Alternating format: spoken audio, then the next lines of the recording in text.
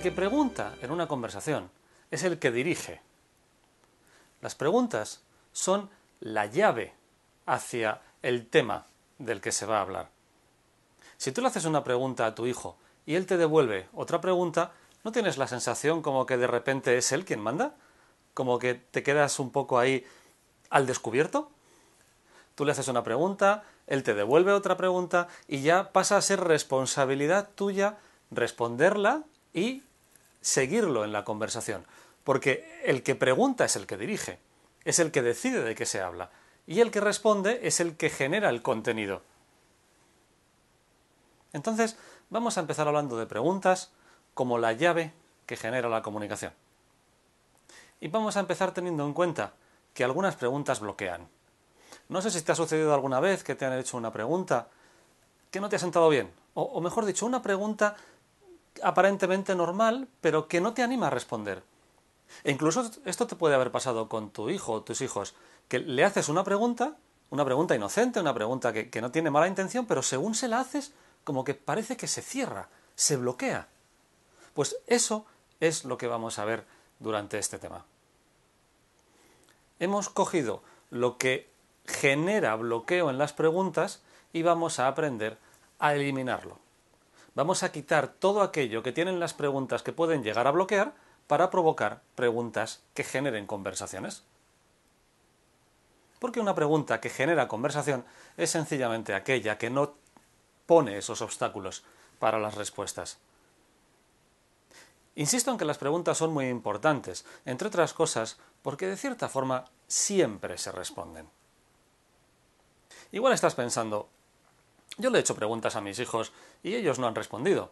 No, le haces una pregunta y se callan. Sí, es posible que esto suceda.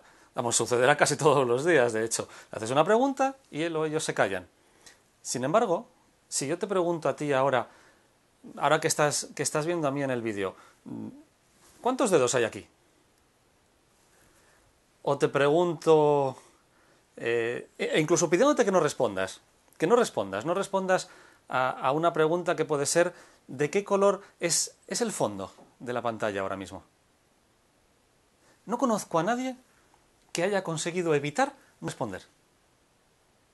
Porque cuando se hace una pregunta de cualquier característica, la mente tiende a responder. Pregunte lo que pregunte. Yo te puedo preguntar cualquier cosa y tu mente va a intentar responder. Tu mente ve la respuesta, aunque no verbalice. Pues a tu hijo le pasa igual.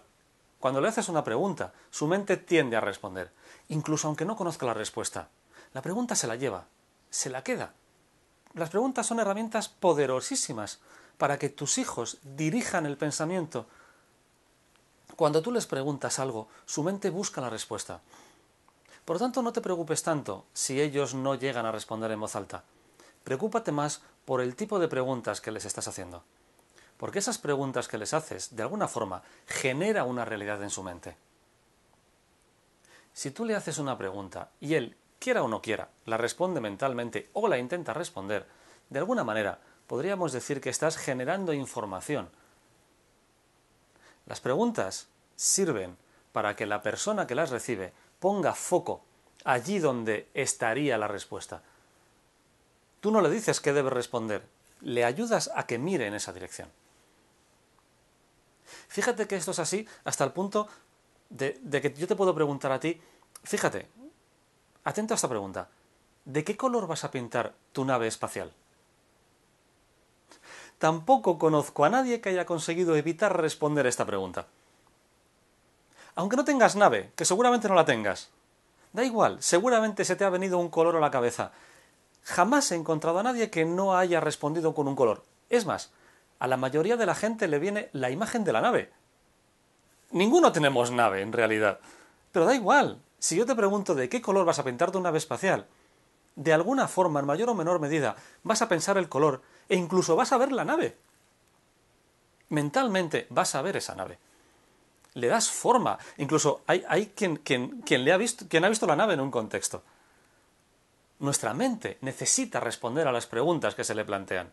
Y si para responder a la pregunta necesita inventarse una realidad previa para encontrar la respuesta, se la inventa.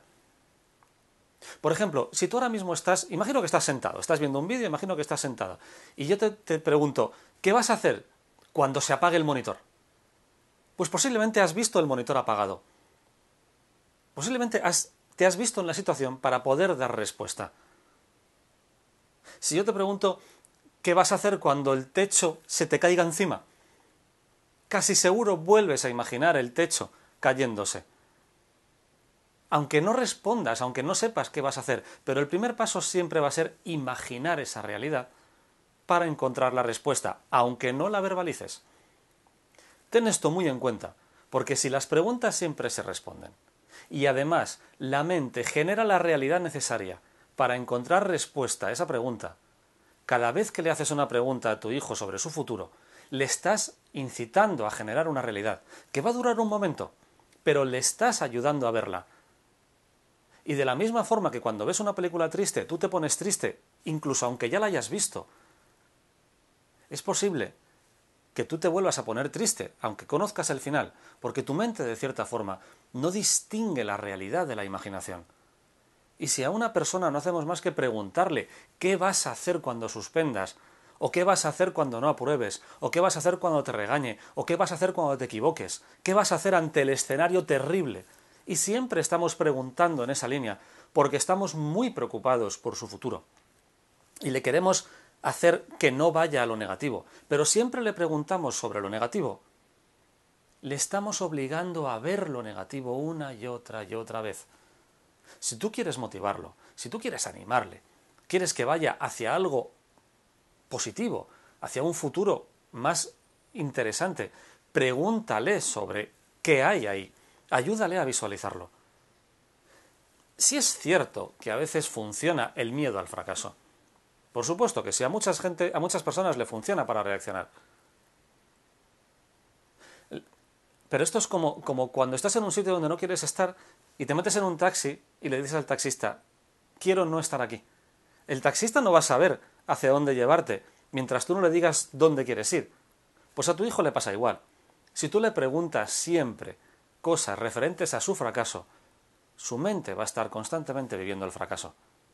Si quieres animarlo, si quieres motivarlo, si quieres que tenga más energía, por ejemplo, con el caso de las notas, que aunque no es el ejemplo que más me gusta, es muy frecuente. Si tú a un chaval le preguntas, un chaval que tiene problemas con las notas, le preguntas, ¿qué vas a hacer este fin de semana si suspendes el examen? ¿Qué crees que su mente va a configurar para dar respuesta a esa pregunta? Si tú has visto una nave espacial, ¿tú te crees que él no va a estar pensando en cómo es la vida tras haber suspendido? Y claro, no sale de ahí, porque no conoce otra cosa. Si tú quieres que él piense en lo bueno, en lo positivo, en lo satisfactorio de aprobar, pregúntale de vez en cuando en esa dirección. ¿Qué vas a hacer cuando apruebes? ¿Qué vas a hacer cuando sí consigas lo que quieres conseguir?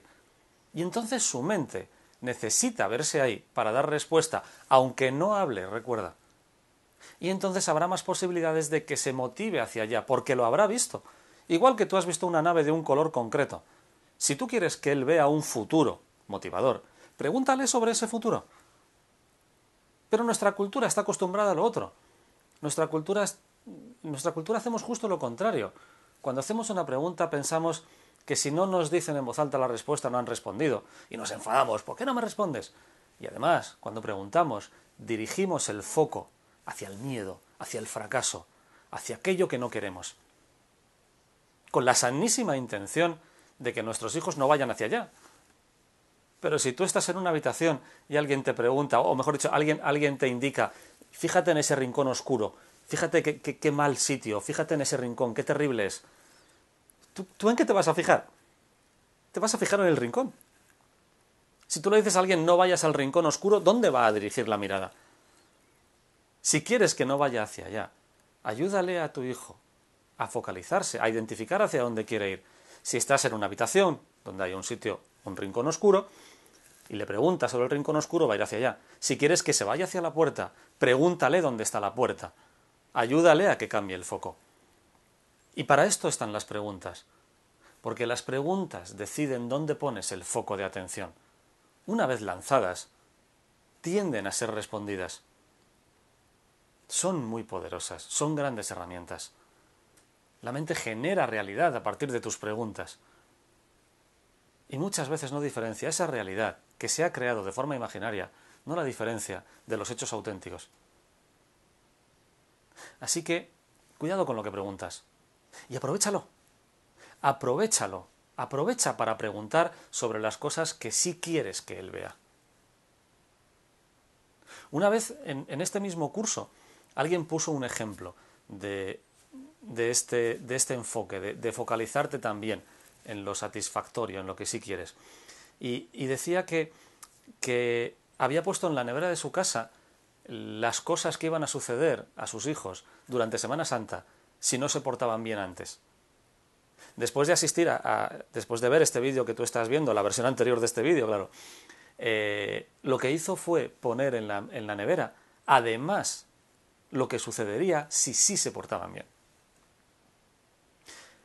Y contaba ella que se encontró con su hija, bueno, que la encontró muy alegre, muy motivada, y le preguntó, ¿qué te pasa? ¿Por qué estás así tan alegre? Y le dijo la hija, pues ¿cómo no voy a estar alegre con todo lo que vamos a hacer esta Semana Santa? Focaliza con las preguntas y utilízalas para focalizar en lo motivador, no solo en lo que no quieres. También pregunta sobre qué va a suceder, cómo va a ser tu vida, qué va a pasar cuando suceda lo bueno. Si quieres ser un gran conversador para tus hijos, ayúdales con tus preguntas a ir a encontrar y a identificar lo positivo.